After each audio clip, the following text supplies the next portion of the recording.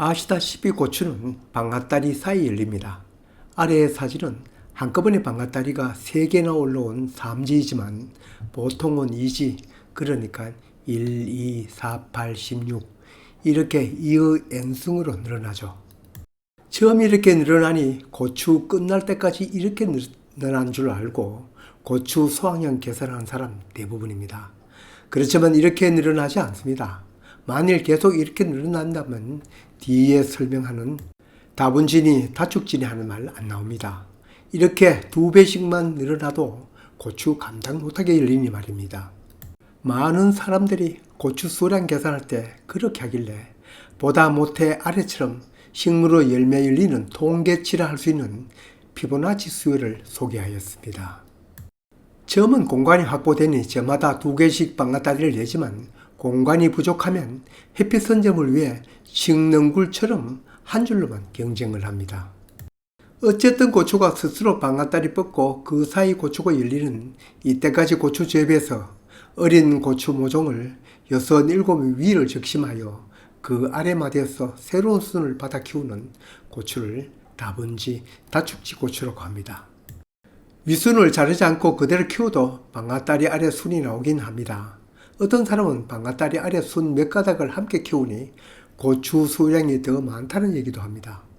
손바닥 농부도 한내 심은 모종이 방앗다리 아래 나오는 겨순이 방앗다리와는 방향이 다르길래 2가닥을 더 키워 수량을 비교해 보았더니 수량이 더 많은 걸 확인하였습니다. 고추 모종 윗순을 잘라 새순을 받아 키우는 다분지 고추를 많은 곳에서 다수학 고추 모종이라고 부르는 것도 많더군요. 윗순을 이렇게 자르면 하단의 마디마다 새순이 올라오는데 이중 튼실하면서 방향이 다른 동서남북 주로 4가지를 키우는 방법입니다. 호기심 많은 손바닥 농부가 그냥 지나칠 리 없죠. 원리나 이론으로 증명이 되면 굳이 실험할 필요가 없겠지만 이건 직접 비교가 필요하죠. 비교 실험은 우리 미니하우스에서 실시되었는데 어떤 분은 이렇게 몇 폭이 길러서 그 결과를 어떻게 믿을 수 있는가라고 말하는데 5천만 국민의 민심을 불과 1000여 명의 전화 설문으로 조사를 하고 있습니다. 공정하게 정확하게만 통계 처리를 한다면 표집으로도 얼마든지 대표할 수 있습니다. 가마솥 안의 국물이 짠지 싱거운지는 그 솥 국 다 퍼 마셔봐야 하는 것이 아니라 한 숟갈 떠서 맛보아도 알 수 있습니다. 물론 표집 수, 즉 도수가 많을수록 그 통계 결과는 더 신뢰할 만합니다만 대신 그 처리 정확도가 떨어질 수 있습니다. 이 미니하우스는 남북 방향으로 지은 하우스 크기는 3m 곱하기 6m, 거기에 양쪽으로 다니기 위한 자리를 비워두고 5m 두둑에 각각 3cm 간격으로 15주씩 심었습니다. 하우스 고추치고는 비좁게 심은 셈입니다.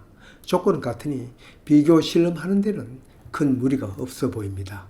다만 이 비교 실험을 위해서는 소수의 몇 폭이 고추이지만 순탄하게 자라야 정확한 결과를 얻을 수 있는데 모종 만들 때나 고추 자라는 도중에 변수가 생기니 생각 외로 그 기간이 길었습니다. 고추 모종 산 후 하우스에 정식하는 기간이 갭이 너무 길어서 다분지를 만든 고추나 그대로 둔 방앗다리 고추나 너무 오랫동안 좁은 장소에 있다 보니 제대로의 모양은 자라지 못해 21년도 그해는 실험을 추진할 수가 없었습니다.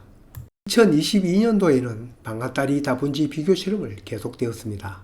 모종 만들기, 모종 정식, 자람 모두 순탄하게 진행되었습니다.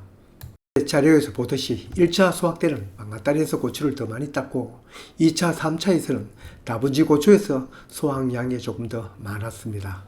3차 고추 수확을 하고 난 뒤에는 고추대가 하늘을 가릴 정도로 자라 고추 전정을 하지 않을 수 없어 그 이후 고추 수확을 하였지만 비교하는 것은 무의미하여 3차에 그쳤습니다. 4차까지는 방앗다리 고추가 3.6% 더 많이 수확을 하였습니다.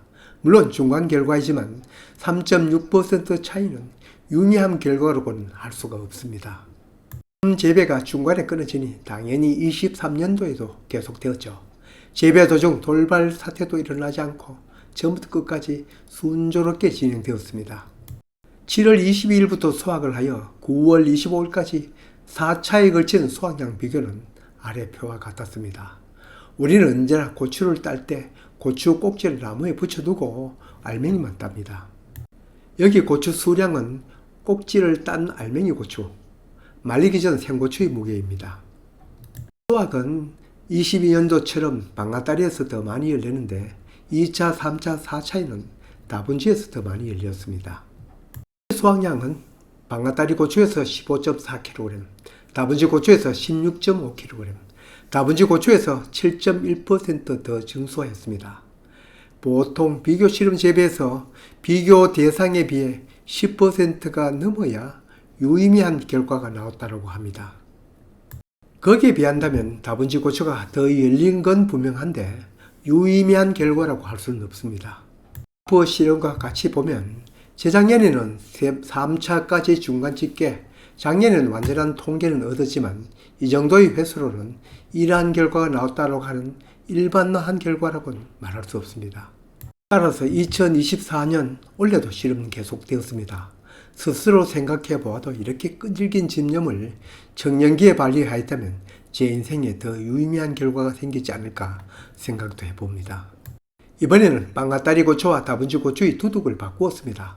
작년에는 동쪽에 방앗다리, 서쪽에 다분지를 심어 재배하였는데 혹시 이 점이 고추의 자람에 영향을 미칠 수도 있을까 봐입니다.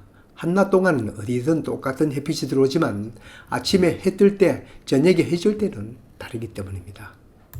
특히 하루 동안의 광합성 양은 오전과 오후가 다르기 때문입니다.